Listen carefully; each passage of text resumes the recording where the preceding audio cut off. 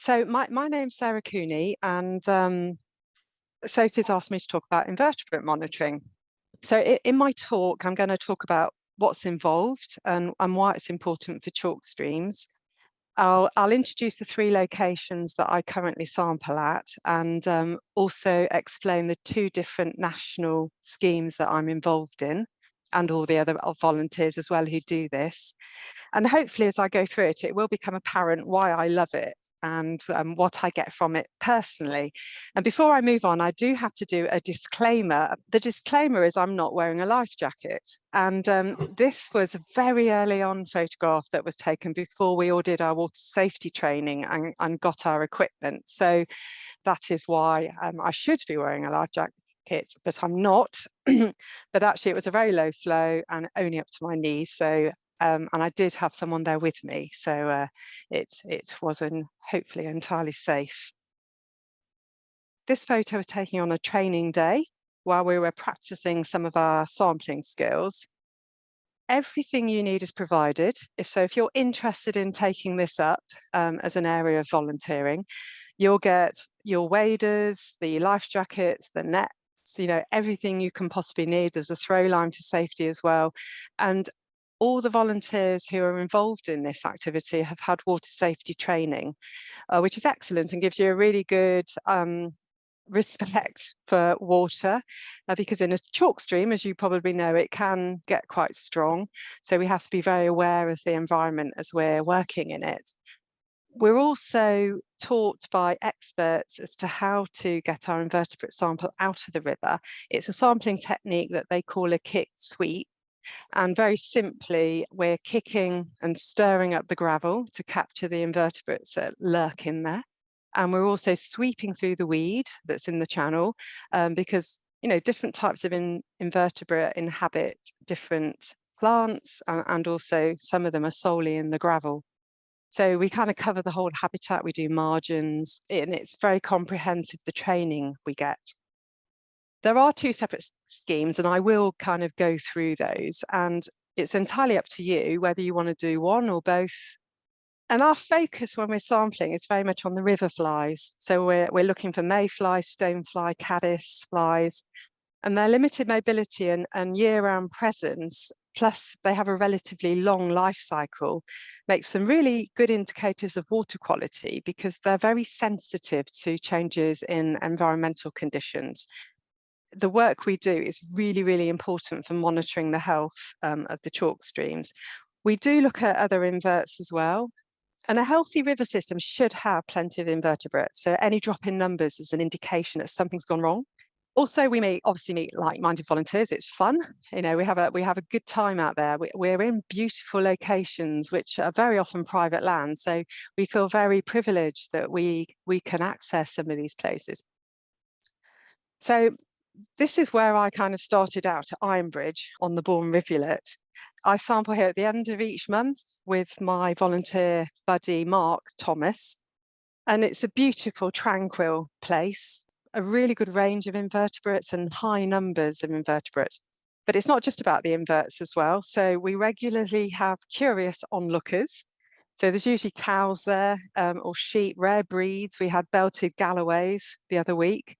Little egrets are common visitors, and swans. So it's just a beautiful place to be. So the first scheme is ARMI, which stands for the Anglers Riverfly Monitoring Initiative. This is a monthly scheme. It's all done on the bank.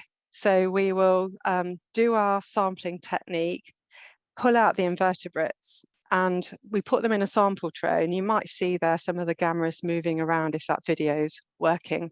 And we sort them into 8 categories, basically just estimating numbers based on a logarithmic scale, which then go onto the Riverfly Partnership National Database. So if there are any problems with pollution or something else going on in the area, the ecological contact at the EA is immediately informed. So our work is important, and it does flag up issues that have real life repercussions, which is incredibly motivating for those of us who do it. And just quickly, these are the 8 groups that we look at under the ARMI scheme. Those of us who do this work, we think they're pretty cute. We talk to them. We're very fond of these little creatures. So we've got cased and caseless caddis, we've got shrimps, and we've got different types of mayfly as well, or upwing flies as they're called. So we're looking for stoneflies and olives. And when you start out, it's really hard to get your eye in, but it's just practice and support, and there's loads of people to help you, and you're never on your own, and you do get there in the end. And I think what I find amazing is the sheer quantity of life in the gravel and weed. And once you start invertebrate sampling, you never look at a stretch of chalk stream in quite the same way. Again, on the Bourne Rivulet, this is a very interesting site because it's undergone some re-meandering works recently. So we're very interested how it's all settling down and new habitats have been created, particularly for young fry and invertebrates. So we're really hoping that our invertebrate counts are going to improve, but it's not bad. There's a lovely little fish there. The photo on the right is in winter. So we do this all year round.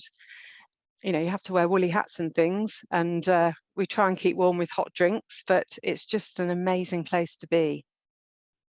So the second scheme we do is something called Smart Rivers, which is administered by a charity called Wild Fish, who used to be called Salmon and Trout Conservation.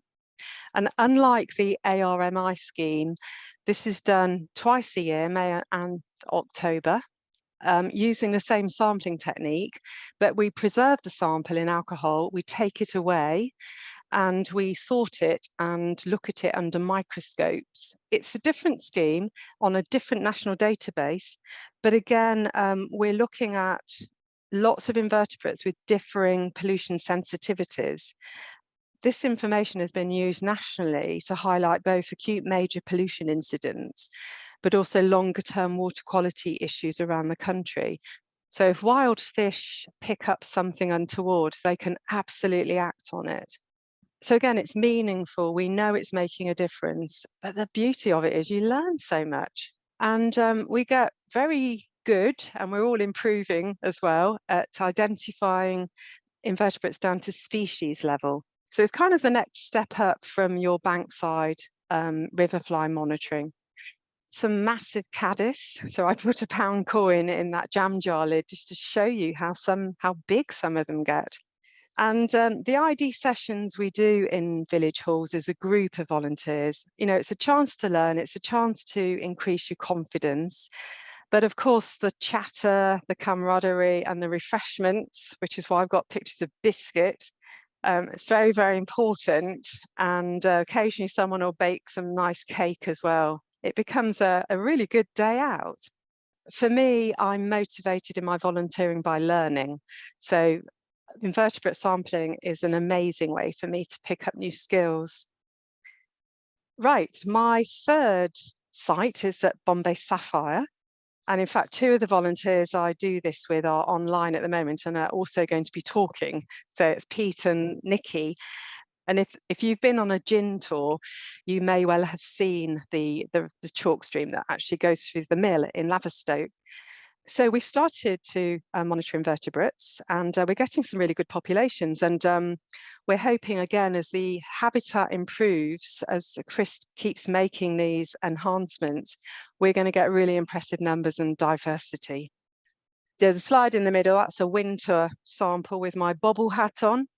And I'm nicely demonstrating my life vest there as well. So that's the sort of equipment that we'd normally be using when we're in the water.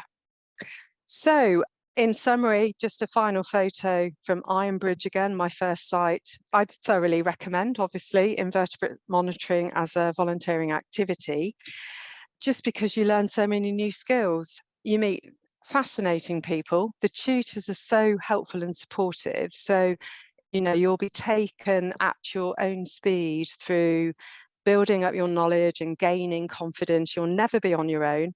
But the benefit is you have access to the most amazing sections of chalk stream that the public don't normally have access to. And it's just so absorbing and fun. And as I said, we love the little invertebrates. So why not give it a go? And thank you for listening.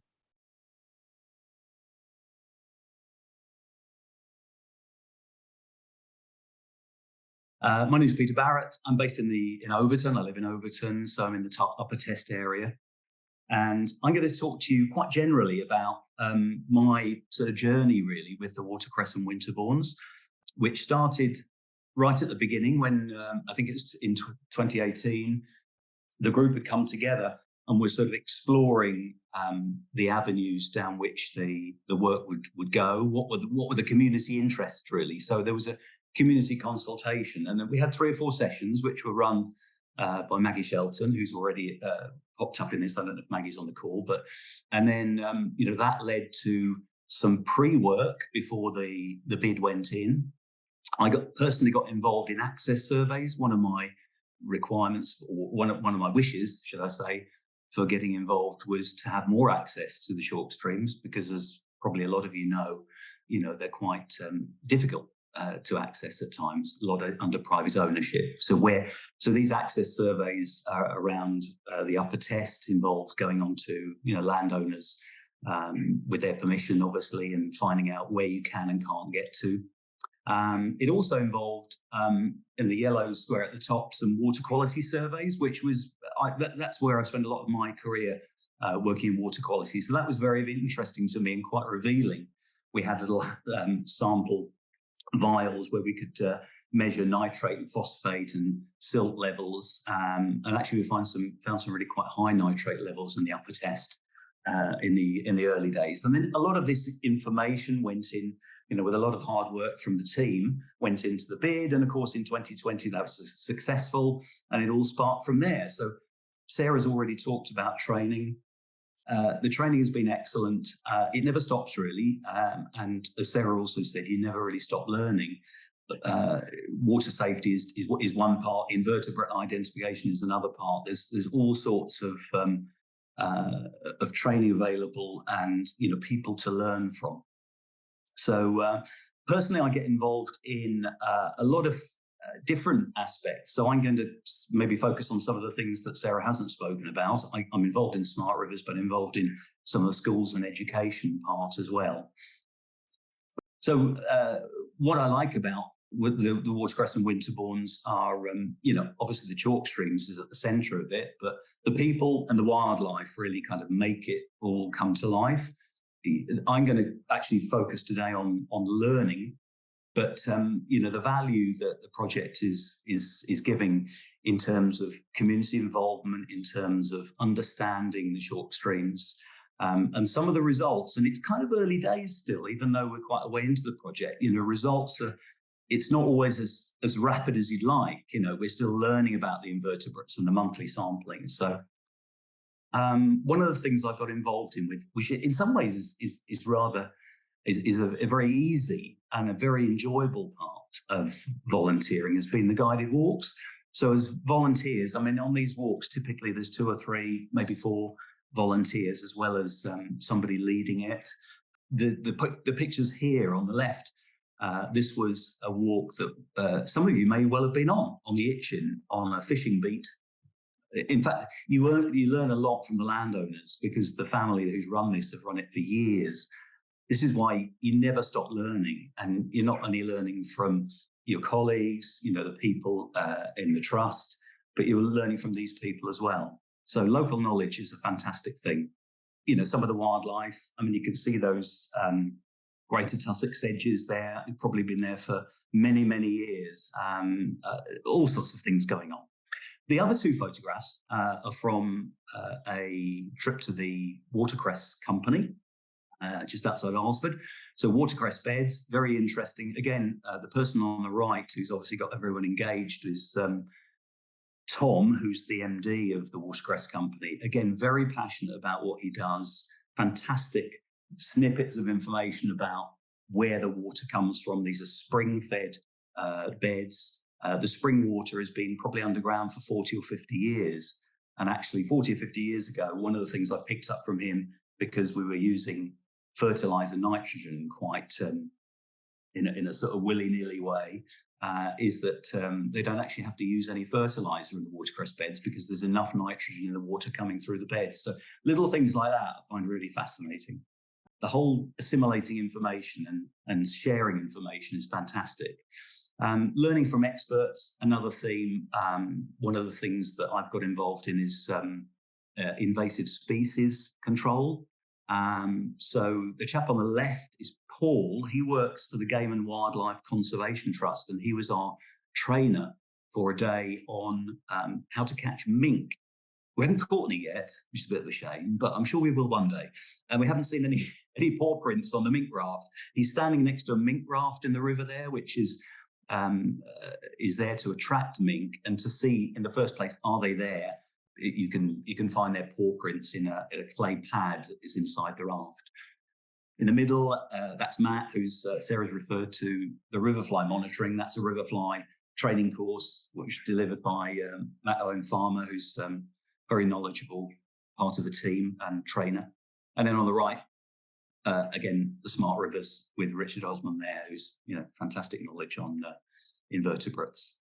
So a lot of people with a lot of knowledge. Now I've nicked this from Sarah because the point of this slide actually is to say, again, I'll say it again, you don't just learn from people that are training you or people within the trust. You learn from just rubbing shoulders with people with local knowledge. And I'd helped Sarah out on a riverfly site on the Bourne Rivulet, which she showed, and that's the Bourne Rivulet on the right. And on the way back, she said, look, I don't know if you know the book, but there's a book called Where the Bright Waters Meet. I haven't read it yet, by the way, but I will do. And that's where the photograph for the book cover was taken. So, little things like that. Fantastic. Special wildlife moments. Well, there's lots of these. Sarah's enthused about invertebrates. One of the things that we pull out regularly at Bombay Sapphire are these demoiselle larvae on the left-hand side of the screen. So these turn into the beautiful, blue sheen dragonfly type flying insects when they hatch. The middle one was a particular treat for me because we were doing an education session in Alresford, and in trying to pull out some samples of invertebrates to show a primary school group, I managed to find a native white-clawed crayfish.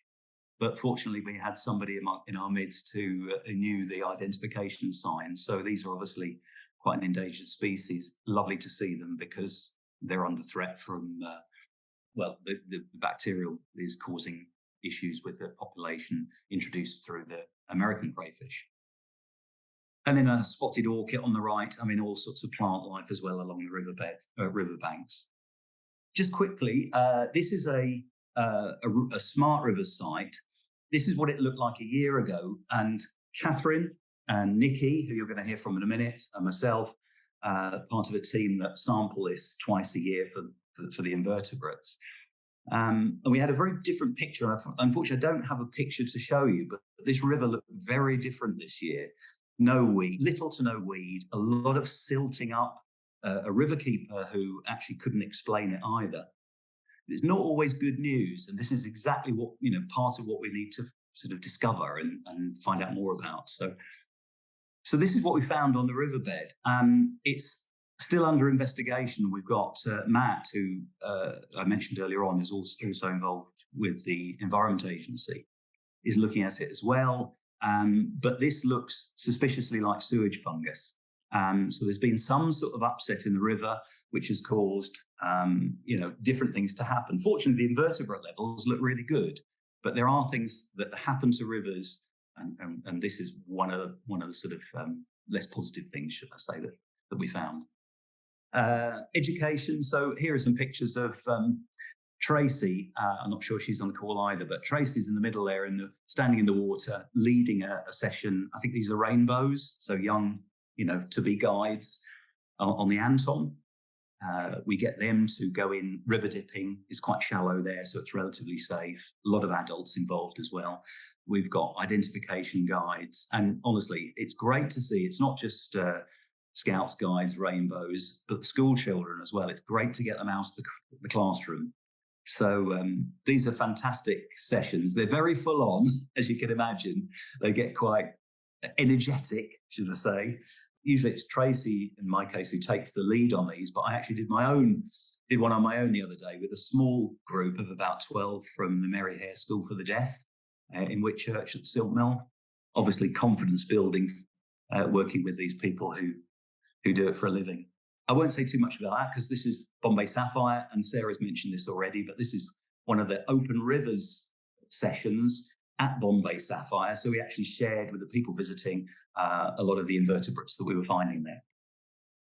That's probably where I should wind up. But a last mention about people, the whole people networking, the teams that you build. So Sarah mentioned the teams. There's Catherine in the top left and Nicky river dipping as part of the Smart Rivers team with Craig, who's the river keeper on that section of the Upper Test.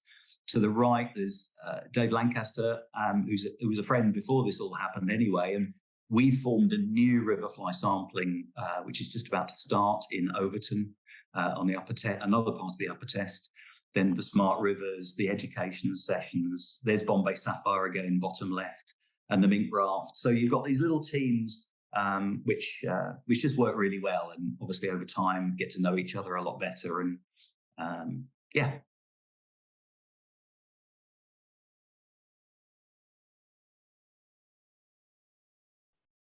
I'd signed up to learn, and you've heard the other two speakers talk about learning. I think a lot of the reason that we do this volunteering is actually we do get this amazing training, and then you go out and you actually do stuff, and hopefully you can then feed back and make some difference. But I'd signed up to learn about something called REDS, and pretty much I enjoyed everything else that the watercress and winterbourne had thrown at me. I'd done non-native species surveys, I'd done sampling for invertebrates and various bits, and we had a pond project in Laverstoke on the go. So I'm based in Laverstoke, which is on the Upper Test. So I think in the height of COVID, a Zoom meeting training request came up, and I thought, yeah, let's do that. I had no clue what a RED was. The next thing I know is I'm actually doing a RED survey. It was a bit more involved in that. We did have some training on the riverbank as well. Here we are. This was this year in January on the Bourne rivulet, so tributary of the River Test at Hurstbourne Priors. Roll on a couple of seasons, and now I know I am looking for the trout spawning ground. So we're looking for their gravel nests. I am no expert still, but I have a little bit more of a clue than I had previously. So here we've got a couple, I've just marked them. This was at Free Folk, and this was in January last year. So what do RED surveys involve? Here we are on the Bourne again, and this was in the Hurstbourne Priors, what I call sawmill section. And we were enjoying a lovely walk. And the main thing with these surveys is that you're walking at pace. You're trying not to dawdle. It's difficult because there's so much to stop, and I always want to take photos. But you're walking with a purpose, generally in just beautiful settings. And we do our RED surveys in January, which is supposedly the height of the spawning season, but trout can spawn between December and February. Now, we could go out maybe 2 or 3 times, but timing and life gets a little bit in the way. So we do go out just once in the season at what we hope is the height of it. We make sure we are really well clothed because we're open to the vagaries of the weather. This year we went from cold, I think, to freezing. And so foul weather gear was important. And we also like to wear polarizing sunglasses because, and it's weird, sometimes it's when it's cloudy and sometimes it's when it's sunny, but using polarizing sunglasses means that you can generally see much more about what's going on the riverbed. So we don't get in the water, we're not taking our waders for this activity, we're on the riverbank looking in. So we're trying to get as close as we can without damaging the riverbank to have a look if we can see these nests. Now, the other and very important thing that RED surveys involve is amorous trout. And you can see that we've got the female on her side, and then we have got the male beside her. And the female is basically on the side to flap the fin at the back, and she's facing upstream, and she's using the water going past her to help her as she is bashing. She is basically unsettling the gravel, and she's initially trying to make a little bit of a hole so that she can lay her eggs. And the reason that the male is there is he is wanting to fertilize those eggs, and he is trying to defend his position. Ignore the scale, because this was actually for salmon, but it is exactly the same for trout. But basically the female or hen trout will be facing left, as it were, so facing upstream, and the water then is passing in the opposite direction. So she's using that to help. And what she does, she goes on her side, she bashes the hole that you can see there, and then she might do a few trials just to see that she's got really nice loose gravel. And if she's got some nice loose gravel without too much silt, she might think this is good. This silt, she won't like it, because then the eggs and the little alvin, the first stage after the egg, and need oxygen. And if there's silt, they won't have enough oxygen. So the gravel's just got to be right. Anyway, when it's right, they lay the egg, and then it's fertilized, and then they use their tail again to actually cover over the eggs. So they move forward, and the hole actually gets a little bit smaller, and then they're covering over those eggs, and then there's some disturbed gravel at the back. And then we come to the actual identification. So we've done our training, and we're out, and we're doing this lovely walk, and we tend to go out in pairs. Obviously for safety, we've done water safety training, so you need to go out in twos, sometimes threes, depending on whether the landowners minds more people going. And we are trying to make a decision, and it's not always clear cut, is this a red or not? And often we're making a decision together. What do you think? And then now if I was a fish, would I like it? Is the flow good? Have I got some nice vegetation at either side for their little fry to go off and be hidden so they don't get eaten? All that sort of stuff. And this was probably our best of the season. This was at Polehampton, which is part of Overton, really, on the Upper Test. And right in the centre there, the upstream is to the right, so it's flowing left, and there was a dip and then quite a big slope up, and we think maybe 2 or 3 trout had spawned there, but it was a real definite, there was no arguing on that one. Not that we argue a lot. And then in Free Folk last year on the Upper Test, and here there's several, and what we're looking for is where the gravel has been cleaned as a good indicator. We're looking for the pit, and we're looking for the little rise. Is it a swan? Could a swan have done it? Is it near the bank? Could someone have put a boot in and cleaned? In some respects, it can be a little bit subjective, but we're getting better every year, and we're trying to be consistent with who does which sections, so that we can learn more as well. And then we have an app, a phone app, so from left to right, this is sort of scrolling down, we collect the data, we're putting in all our details, we put in a picture, it automatically shows our location, so we capture all that data.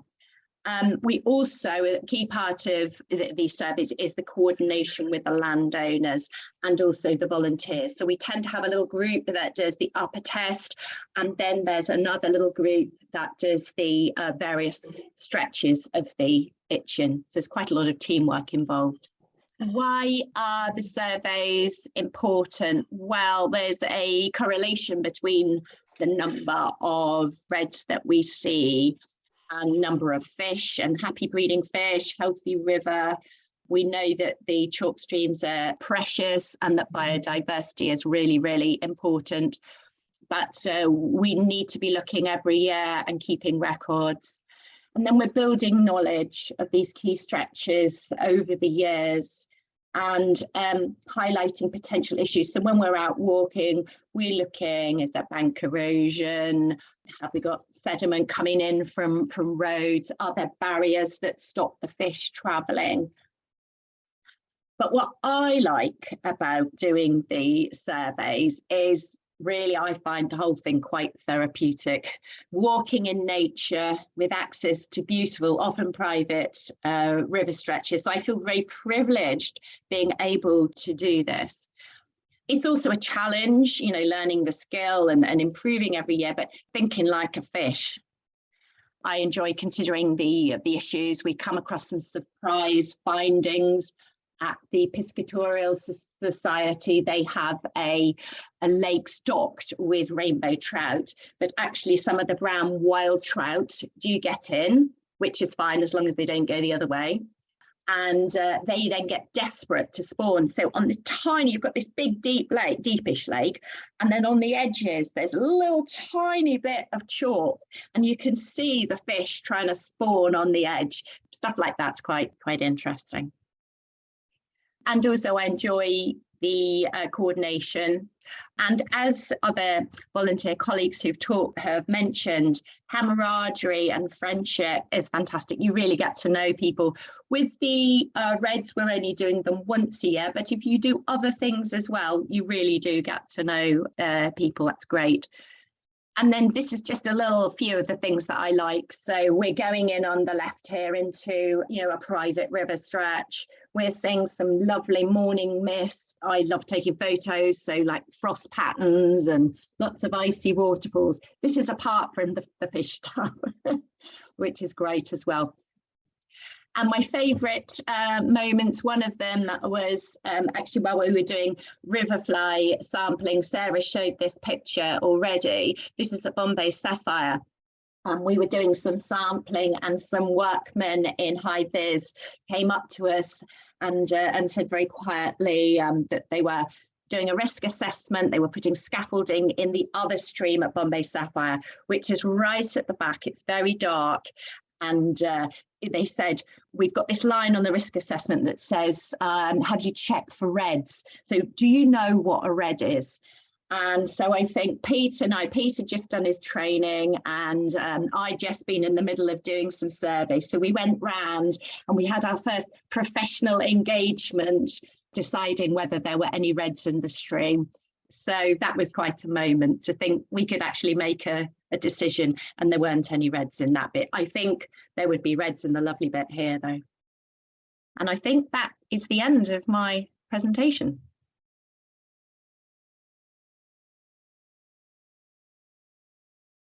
Good evening, my name is Russell Jones and I'm here to talk about my volunteering experience with the Watercress and Winterbournes project, specifically the tackling invasive non-native species. I only started about a year ago, so I'll start with a little bit about my background, how I got into it, then talk about my experience with invasive non-native species and how that involvement led to other opportunities within the Watercress and Winterbournes project. And then finally, I'll just take a look back at the year about what I've got out of it. So how did it start for me? I've always had an interest in rivers and the outdoors. I mean, basically, I just love messing about in and around rivers. Actually, there was a time when I fancied being a river keeper. It seemed an ideal life, but I couldn't have afforded to give up the day job, so we had to put that to one side. I worked for many years at the Ordnance Survey, and over my final 5 years or so, I organised a number of work parties for my teams in conjunction with the Hampshire Countryside Service to use our volunteer days up. These usually consisted of habitat management, sort of gorse and scrub clearance, over in the western portion of the New Forest and at Keyhaven Lymington Reserve. On occasions, part of the work was enable sites to be cleared for the industrial archaeologists to research the former salt workings at Lymington. And once we had to do some work for historic England, removing birch, bracken and gorse from Bronze Age burial mounds so that the ranger could report on their condition. These are really enjoyable days out where you could actually see you'd actually achieved something, you know, rather than a normal day in the office where all you had to show for it was a few emails, maybe a problem solved and a couple of meetings attended. Up there in the top right, that's a picture of some of our colleagues at the Ordnance Survey when we were doing some clearance over at Oxley Marsh near Lymington. Anyway, with retirement approaching, I was going to have time on my hands to do more outside work. This here is a picture of me on my last day of work, where I had a slight rebellion on my hands. I used to take a dim view of people wearing shorts in the office. So on my final day, They all turned up in their shorts. However, it was the 31st of March and snowing, so I got my revenge on some of them. I'd already linked up with a group not far from me in Soberton that looked after it down in the Meon Valley. This was headed up by Richard Osmond. Now, his name has appeared in several talks today. And he leases a stretch of downland from the county council and the group there. We manage it. I wanted to do a bit more than just once a week on a Tuesday. So I took to the internet. And amongst other sites, I went to the Hampshire and Isle of Wight Wildlife Trust. And then I stumbled across the watercress and winterbourne. So I didn't go out looking for it. I'll be honest, I stumbled across it. But it seemed just a ticket for me. So I filled in the forms. I'll be honest, at this stage, I only ticked the invasive non-native species tick box because that was happening in the summer. And the one I was really interested in, restoring habitats and access, didn't start till the autumn. So I really wanted to do something. So my knowledge of invasive non-native species at this time, to be really generous, was virtually non-existent. I'd heard of rhododendrons, I'd heard of Himalayan balsam and Japanese knotweed. That was about it. And honestly, I didn't lay awake at night thinking about their impact either. But I was willing to learn and get involved with the project. My first session was at Whitchurch Millennium Meadow in May. We were greeted by Maggie, a name who's appeared several times in most of the talks already, our leader. So she gave us a full briefing of what we were going to do and why we were doing it. And her analogy about pizza always sticks in my mind when describing why we needed to get rid of Himalayan balsam. She's saying that the flowers, they attract the bees, and it's like teenagers eating pizza every night instead of something healthy. And this stuff is so rampant, it crowds out everything. So she showed us what Himalayan balsam looked like and how to remove it. And at that time of year when we first went, most of them were very short. Quite a few of us were first timers at this game, but arriving with no knowledge was not an impediment at all. And we also got this rather good book to take home, Balsam Bashing, where there's far more invasive non-native species than I ever dreamed possible, animal as well as plant. Once you get your eye in, though, the balsam is really quite easy to spot and easy to remove. And it is strangely satisfying. And as you said, Nicky, about your surveys, therapeutic, especially when your pile starts to grow. And there's my very first venture out. Sometimes when they're a little larger, you have to trace the root back because they don't always grow vertically to actually get them out and pull them out from the bottom. I did go to a talk at the Fareham branch of the Wildlife Trust given by the CEO of the Wessex Rivers Trust. Now, he touched upon Himalayan balsam removal and said it took a special kind of temperament to do this. I did challenge him and try to draw him on exactly what he meant. I couldn't get an answer. And there was I thinking that we were just ordinary people. Anyway, regardless of your temperament, anyone can do it. So I went to the Millennium Meadow quite a few times last year, and it was interesting to see how the plant developed throughout the season, being much easier to spot when tall and in flower. And on the final visit of the year, the real care we had to take to stop the seeds popping out or even exploding from the plant to seed for next year. I must admit, though, that sometimes when up to our armpits in nettles and looking at how attractive the balsam is, I thought, I wished it was the nettles we were clearing. Anyway, however, it's a question of balsam being the wrong plant in the wrong place. I also visited a couple of other sites to clear out Himalayan balsam last summer. And although I wasn't actually at the stage of seeing it in my sleep, I couldn't help noticing it wherever I went. For example, on a visit to wool beading, I was transfixed by the balsam on the far bank of the River Rother and at Corhampton on the River Meon. It just seems to be everywhere. There were many people I met and worked with on these sessions. And although they were midweek and favoured those with the time to spare, i.e. retirees like me, there was a range of ages, with younger people as well, and those who, like me at my time at Ordnance Survey, were on a volunteer day from work. And we all have different experiences, and it's interesting talking and working with people outside your usual friendship group. It was not all work. We had a welcome tea break with cake and biscuits provided. Right, here's a picture of our most recent session I've been on, which is the Bourne Valley in near St. Marybourne. We'd done this in a couple of hours because it was quite a small site. And there's Maggie briefing us. There's our first pile starting to grow. And here's a particularly impressive specimen. And in true music hall style, it's quite a large balsam as well. So if you're watching, Alan, I'm sorry. Anyway, one thing leads to another. So I started off with INNS removal, but there are other things in the project. So at the volunteer social event that was held in Whitchurch, which is another good reason to volunteer, I got talking to Howard Boardman and joined up with his itching invertebrates groups and regularly help out at a couple of the group survey. I've learned a lot and can now identify many of the species found in the river. And it is interesting to see how the range varies from site to site, even though the whole extent may only be a couple of miles. And with this group, I've helped showcase the invertebrates in an open day at the Eel House in Alresford. And as part of the open chalk stream events, I've assisted as a volunteer helper.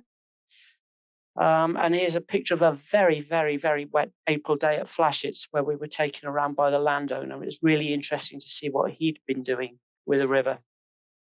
And probably my favourite was a river restoration project we did at Titchbourne on the Cheriton stream. We're trying to introduce more features into the river to vary the flow and provide sinuosity. There's a couple of pictures of some of the berms that we constructed. Now, this was a really, really enjoyable 3 days of hard work, but the results were fairly instantaneous. Once you put the berm up, you could actually see, the water being channeled and speeding up, and the gravel being dug out, and in the lee behind, silt starting to build up. And within an hour or so, you could see small fry collecting there. So that was particularly rewarding. And this month, armed with what I've learned about INS species over the year and a very thorough briefing from Maggie, I felt sufficiently confident to take part in the floral survey. I conducted my stretch at Cheriton, found some monkey flower, and I'm finishing that off next week with Howard Boardman.